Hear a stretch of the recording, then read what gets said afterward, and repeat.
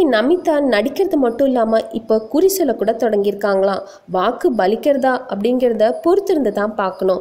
நடிகை நமிதாவுக்கு தமிழ் தாய்மொழி இல்லை அப்படிங்கிறது எல்லாருக்குமே தெரிஞ்ச விஷயம்தான். இருந்தாலும் மச்சான்ஸ் அப்படின்னு எல்லாரையும் கூப்பிட்டு தன் பக்கம் ஏற்க வைத்தாரு.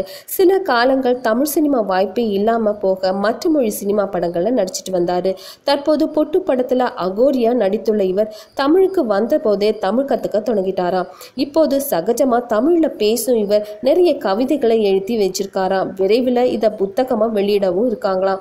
தான் ஒரு குத்துச்சண்டை வீராங்கனா அப்படின்னு சொல்ற இவங்க எந்த போட்டியிலும் கலந்துக்கலையாம். சினிமாவில் இதை வெளிப்படுத்துகிற வாய்ப்பே இவங்களுக்கு அமையலையாம். தான் சந்திக்கும் சில முக்கிய நபர்களின் கைகளை தன் கைகளோடு கோர்த்து சிறிது நேரம் தியானம் செய்து மனதுக்குள் தோன்றும் விஷயத்தை அவர்களிடம் அப்படியே சொல்வாங்களாம். அதை பலரும் அனுபவ ரீதியாக உணர்ந்திருக்கிறார்கள் அப்படின்னு நமிதா கூறியிருக்கிறாங்க.